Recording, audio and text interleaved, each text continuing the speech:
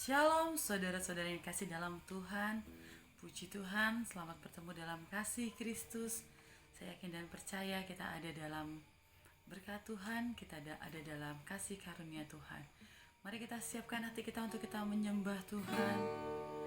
Saat kita menyembah Tuhan, kita bisa merasakan hadirat Tuhan di dalam setiap kehidupan kita. Haleluya. Terima kasih Tuhan.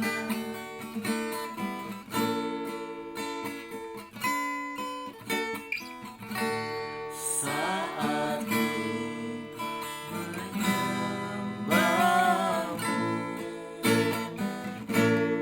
Roh-Mu bekerja.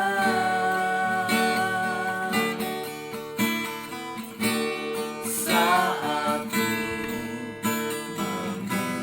memujimu, Kau bertahta di atas pujian. Katakan saat ku menyembahmu.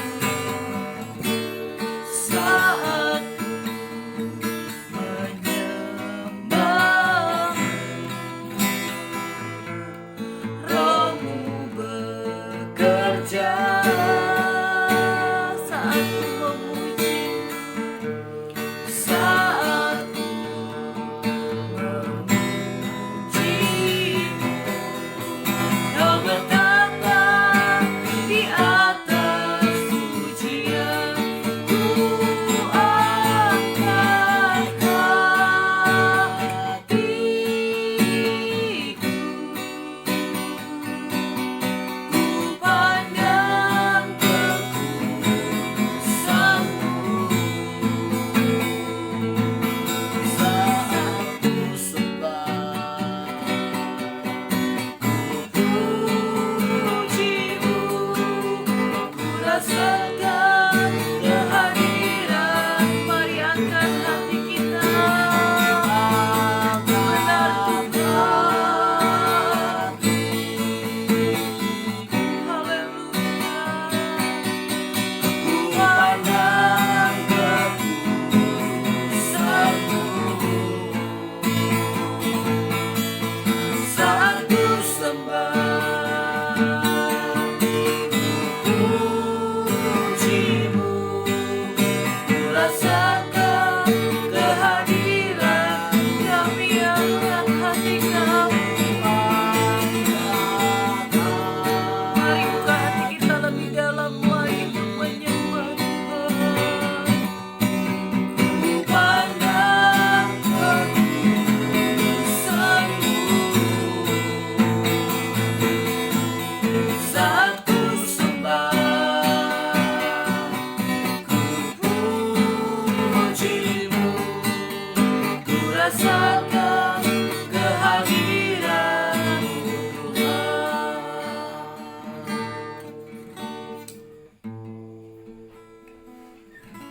Ketika kita berbeban berat, ketika kita menyembah Tuhan dan memanggil Yesus di dalam kehidupan kita, apapun beban persoalan kita, beban pergumulan kita, kita percaya bahwa Yesus mampu mengangkat semuanya bagi kita. Mari kita nyanyikan pujian ini refnya saja dengan penuh iman. Kita mau katakan, ku angkat hatiku, ku pandang kekudusan-Mu Tuhan. Ku angkat Hatiku, ku pandang kekudusan-Mu. saat ku sembah, Saat ku sembah,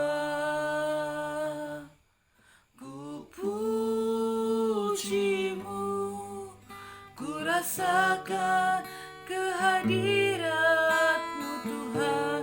Ku angkat hatiku, ku pandang kekudusan-Mu. Saat ku sembah, ku pujimu,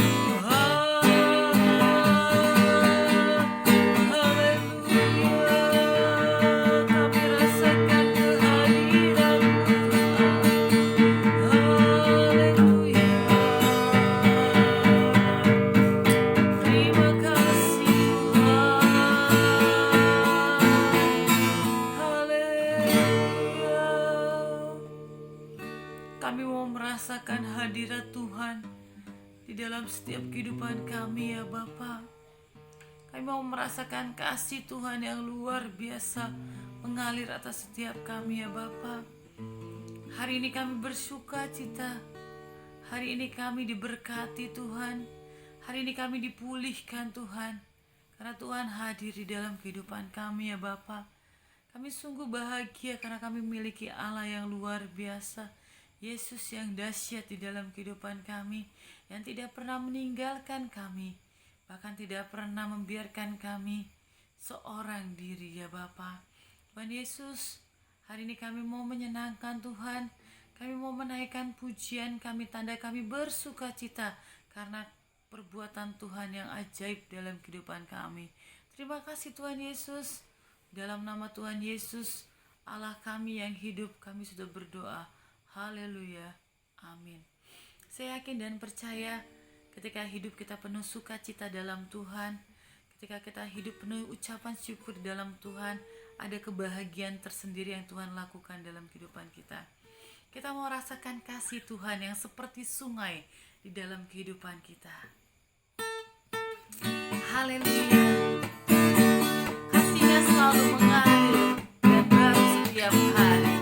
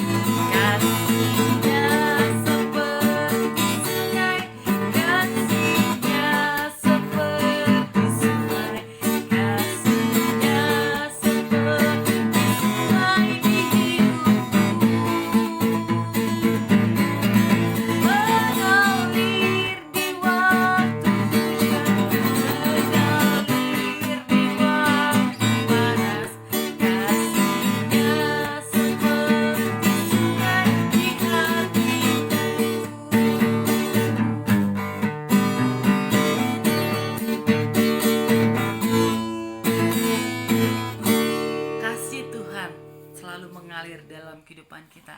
Ada amin. Nah, ketika kita hidup dekat sama Tuhan, berkat, kasih, sukacita itu selalu mengalir dalam kehidupan kita. Maka dari itu, tinggallah melekat dengan Dia. Panggil Dia di dalam setiap kehidupan kita. Maka Dia akan bekerja dengan luar biasa di dalam setiap kita. Mari kita akan mendengarkan kebenaran firman Tuhan pada hari ini. Ketika kita renungkan hidup bersama Tuhan, pasti banyak hal yang Tuhan lakukan dalam kehidupan kita. Mari kita siapkan hati kita untuk menerima berkat Tuhan pada hari ini. Haleluya. Yesus kau baik.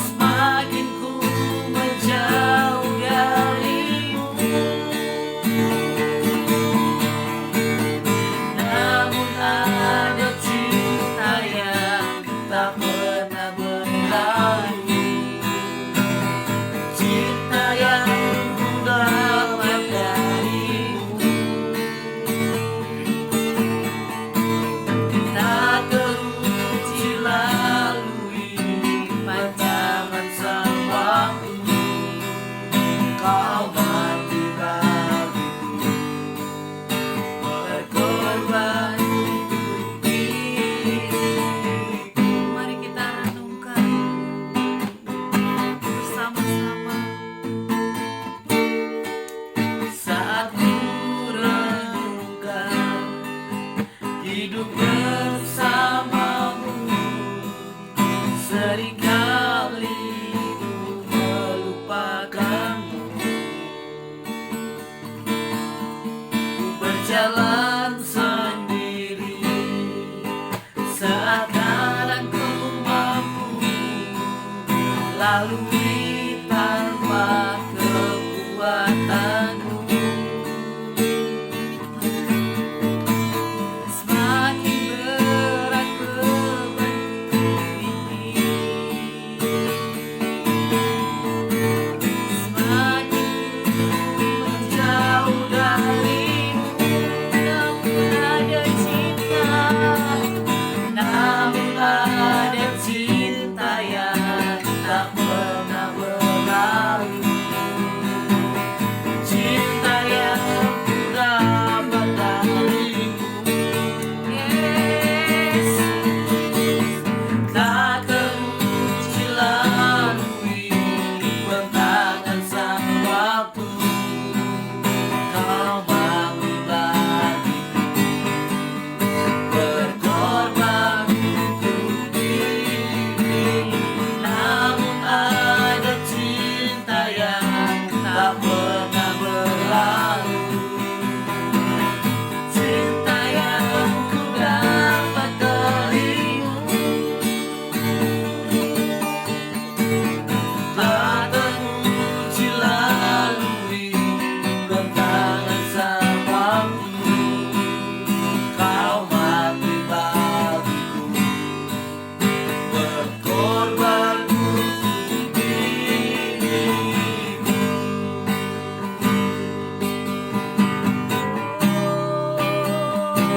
Kau mati bagi kami, kau berkorban untuk kami, menyelamatkan kami. Yes. Terima kasih Tuhan. Oh haleluya. Cintamu besar bagi kami, anugerahmu Yesus. Haleluya,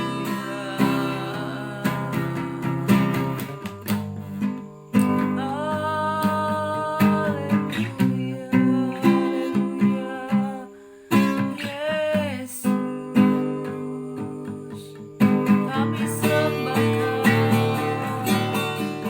kami tinggikan, kami agungkan namamu Yesus. Kau berkuasa penuh atas hidup kami. Kau ajaib Yesus. Haleluya. Mari angkat tangan kita, katakan kami sembah Kau Tuhan. Ku sembah Kau Tuhan, ku mengangkat namamu. Selamanya Kau ajaib bagiku. Ku sembah Kau, sembah Kau Tuhan, ku mengangkat wajahku. Selamanya Kau hebat bagiku. Sembah,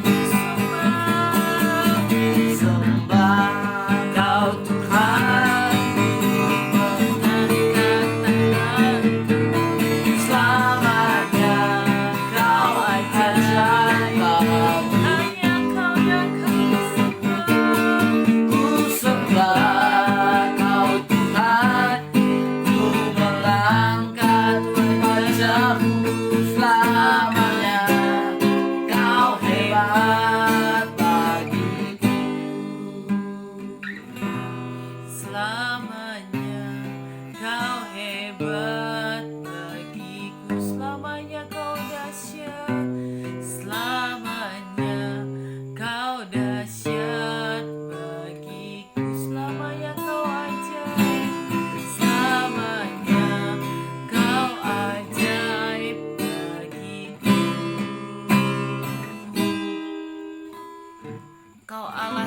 hebat bagi kami. Kau Allah yang ajaib bagi kami. Dan kami percaya melalui kebenaran firman-Mu, kami boleh diteguhkan, kami boleh dikuatkan. Dan kami tetap berkata bahwa oleh kebenaran firman-Mu, kami boleh menjadi anak-anak Tuhan yang luar biasa. Oleh kebenaran firman-Mu Tuhan, kami boleh menerima bahwa kami boleh menerima sukacita yang daripada Tuhan. Dan oleh kebenaran firman-Mu Tuhan, kami boleh diteguhkan menjadi anak-anak Tuhan yang kuat dan menjadi anak-anak Tuhan yang bergantung hidupnya kepada Engkau ya Bapa.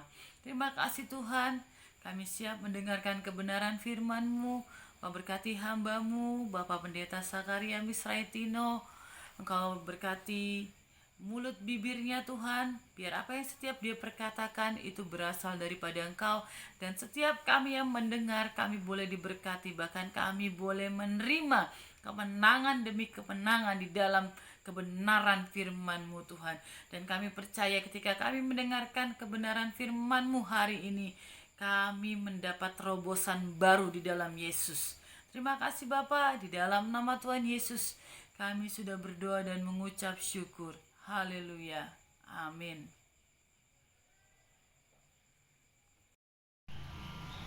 Shalom Bapak Ibu Saudara kekasih dalam Tuhan, salam sejahtera bagi kita semua. Hari ini adalah hari yang istimewa bagi kita semua, hari yang luar biasa. Karena bersama dengan Tuhan kita mampu melewati, bahkan kita sudah berada di bulan November, dan 1 bulan lagi kita akan meninggalkan bulan atau tahun 2020. Sekali lagi seperti saya pernah sampaikan bahwa tahun 2020 adalah sebuah perjalanan yang tidak mudah. Kita memulai di bulan Januari sampai bulan November ini pun masih belum ada titik terang mengenai yang disebutkan dengan pandemi COVID-19. Nah Bapak Ibu Saudara, kita tidak tahu sampai berapa lama COVID-19 ini akan berakhir, tetapi satu hal yang harus kita percayai bahwa kita ketika bersama dengan Tuhan, sekalipun kita berada di situasi sulit, sekalipun kita berada di situasi sukar, percayalah bahwa Tuhan ada bersama dengan kita. Ada sebuah kisah dalam Alkitab yang memberi contoh bagaimana sebuah keadaan yang dihadapi oleh Naomi bersama dengan menantunya. Awal kisah dari kitab Rut adalah sebuah perjalanan di mana ketika terjadi kelaparan yang ada di Bethlehem atau di Yerusalem, maka keluarga ini ada seorang bapak yang mengajak keluarganya untuk meninggalkan Bethlehem. Bapak Ibu Saudara bisa baca dalam kitab Rut pasal yang pertama, itu mengkisahkan atau menceritakan bagaimana seorang bapak membawa keluarganya untuk meninggalkan Yerusalem di mana mereka tinggal, dan ada sebuah kota di sana yang disebut dengan Bethlehem. Mereka tinggalkan Bethlehem, pergi ke satu tempat yang sebenarnya dalam kitab Ulangan itu sudah diingatkan bahwa pantang bagi orang Israel untuk dapat pergi ke tempat yang tidak diinginkan oleh Tuhan, yang dilarang oleh Tuhan, yaitu kota Moab. Tetapi kepada kenyataannya Bapak Ibu Saudara, keluarga ini atau Bapak Elimelek bersama istrinya Naomi dan juga kedua putra mereka yaitu Kileon dan Mahlon, mereka meninggalkan Bethlehem, pergi dan menetap di Moab. Bukan hanya sampai di situ, terjadi kelaparan dan juga ada tindakan meninggalkan Yerusalem, pergi tinggal di Moab. Dan bukan hanya itu saja Bapak Ibu Saudara, kedua anak dari Elimelek mengambil wanita-wanita yang ada di Moab. Sementara firman Tuhan juga berkata bahwa seorang Ibrani tidak boleh mengambil wanita di luar orang Israel. Nah Bapak Ibu Saudara kekasih dalam Tuhan, ada 3 pelajaran penting yang akan kita pelajari. Yang pertama adalah jangan pernah lari dari masalah. Ketika masalah itu datang, jangan tinggalkan Tuhan. Jangan tinggalkan rumah persediaan di mana di sana hanya Tuhan yang bertanggung jawab, Tuhan yang akan menolong kita, Tuhan yang memberkati kita. Seandainya Elimelek tetap tinggal di Bethlehem, yang disebutkan arti kata Bethlehem itu adalah rumah roti, maka saya percaya kehidupan keluarganya pasti dijamin oleh Tuhan. Tetapi Alkitab mencatat bahwa mereka meninggalkan Bethlehem, yang terjadi kelaparan, terjadi masalah, terjadi suatu situasi yang tidak mengenakan. Mereka memilih untuk meninggalkan Bethlehem. Jangan sampai Bapak Ibu Saudara di tengah-tengah situasi pandemi, di tengah-tengah situasi sulit, saudara mengambil langkah meninggalkan Tuhan. Tetapi apapun situasinya, apapun keadaannya, mari tetap percaya kepada Tuhan, berserah kepada Tuhan, bersandar kepada Tuhan, sebab Tuhanlah jawaban yang tepat. Yang kedua adalah bicara tentang bagaimana masalah ini ketika mereka sudah seharusnya menjadi introspeksi diri bagi mereka, tetapi justru di Moab ditambahkanlah sebuah kesalahan yang seharusnya mereka tidak perbuat. Mereka adalah keturunan orang Ibrani, tetapi mereka melanggar peraturan Tuhan. Saudara, anak-anak Elimelek, Mahlon dan Kilion mengambil wanita-wanita yang ada di Moab. Ini adalah sebuah kesalahan bagi orang-orang yang percaya kepada Tuhan pada waktu itu. Sebuah pelajaran bagi kita. Yang pertama tadi, jangan larikan diri untuk mencari pertolongan kepada dunia. Tetapi situasi dan kondisi ketika engkau dalam kondisi yang sulit, larilah dan berserahlah kepada Tuhan. Artinya tetap bertahan di bawah kaki Tuhan. Karena hanya di dalam Tuhanlah selalu ada persediaan, selalu ada jalan keluar, selalu ada jawaban bagi saya dan saudara. Dan yang kedua, jangan bertindak menurut kehendakmu. Yang ketiga, jangan menambah masalah setelah kamu ada dalam situasi sulit. Apa akibat dari mereka keluar dari rumah roti? Akibat mereka meninggalkan tempat kediaman di mana Bethlehem adalah rumah roti. Akibatnya ada kematian. Dan ada bukan berarti masalah selesai, tapi justru ketika mereka melarikan diri dari Yerusalem atau Bethlehem, justru di sana terjadi masalah. Ada timbul lagi kelaparan yang sama, ada lagi timbul masalah yang sama. Bahkan masalah yang didapatkan di Moab itu 2 kali lipat daripada masalah yang ada di Bethlehem. Saudara, dari hal ini kita mau pahami bahwa begini Bapak Ibu Saudara, di dalam Tuhan bukan berarti kita tidak punya masalah.